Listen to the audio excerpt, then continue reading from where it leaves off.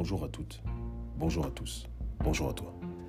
Bienvenue dans le Passeport illimité, le podcast qui déconstruit et explore les idées reçues sur la gestion émotionnelle, la gestion du stress et sur la liberté par le leadership. Grâce au processus Full Mindedness, nous décortiquons ces 3 axes fondamentaux qui vont te permettre de lancer ta transformation vers la personne alignée et authentique que tu veux être au quotidien. Bienvenue dans l'épisode 25 de la saison 1.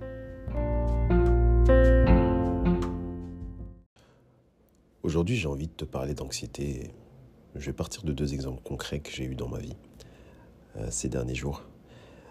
J'ai eu un premier exemple par rapport à un coaching que je suis en train d'effectuer. Et dans ce coaching-là, ma coachée me disait écoute, en vrai, ça me provoque énormément d'anxiété de devoir réfléchir à tout un tas de choses.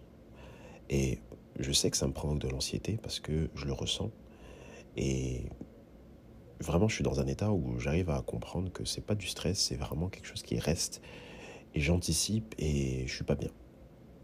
J'ai eu un deuxième exemple ce week-end où, idem, j'ai eu quelqu'un autour de moi qui m'a dit franchement, je me rends compte que ce qui me génère de l'anxiété, et c'est pas du stress, je sais que c'est de l'anxiété, je sais que j'y pense, je sais que ça me fait me faire des films dans ma tête, je sais que ça me prend de l'énergie et du temps. Et cette chose-là qui m'amène là, c'est mon relationnel avec les autres. Et je sais que j'ai du mal à gérer ce relationnel-là avec les autres.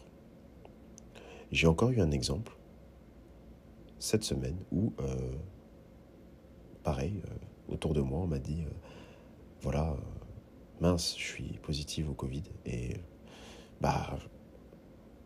faut que je pense à comment ça va se passer la suite, faut que j'avance, je suis indépendante, comment est-ce que je vais faire, et puis l'argent, et puis etc. Faut que j'organise, etc., etc., etc. Là, je viens de te donner 3 exemples concrets. Je voulais absolument commencer par ces exemples concrets parce que ce sont des exemples de ma vie au quotidien et probablement que tu te reconnais dans ces exemples-là. On est dans la réalité des choses. On a des possibilités d'avoir de l'anxiété tous les jours quasiment. Qu'est-ce qui va différencier quelqu'un qui gère et qui n'a quasiment pas d'anxiété de quelqu'un qui, au quotidien, a accepté l'idée que l'anxiété, ça faisait partie de sa vie et que sa manière de voir les choses, c'était toujours avec une part d'anxiété qu'on ne peut même plus maîtriser ou contrôler.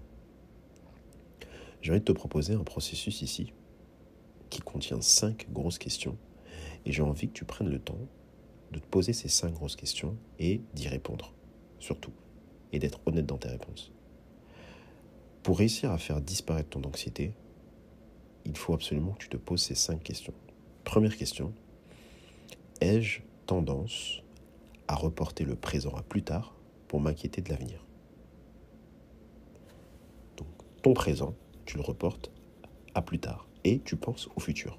Ça veut dire quoi ? Ça veut dire que typiquement, tu me dis « Oh mon Dieu, il est arrivé ça dans ma vie, je vais devoir » si tu es en train de visualiser ton futur. Tu t'inquiètes déjà de l'avenir.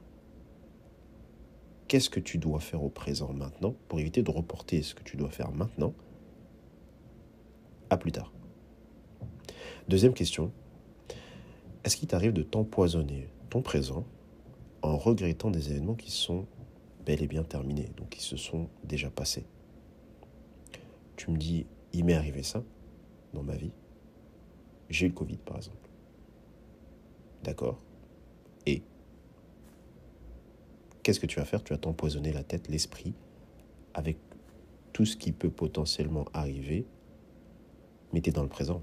L'événement est terminé, tu l'as eu. Qu'est-ce que tu peux faire maintenant ? Est-ce que ça t'arrive, ça ?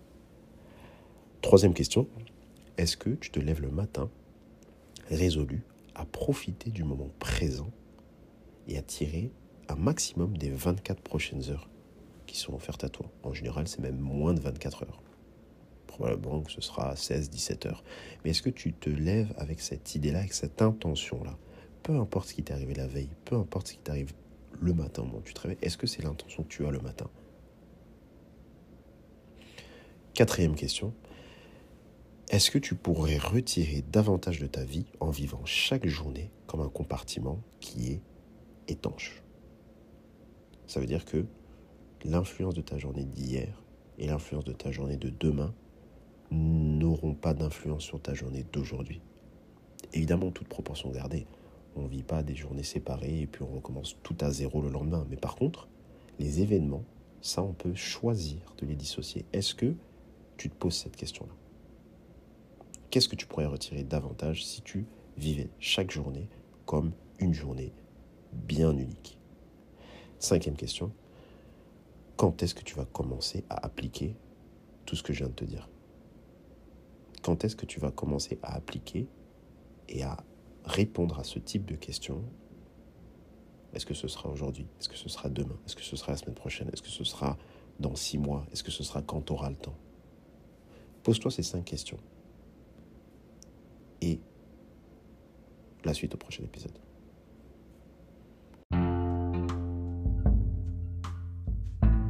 Pour nous suivre et ne rien louper de notre actualité et des services additionnels proposés, abonne-toi à @fullmindedness, FULMINDEDNES sur les réseaux sociaux.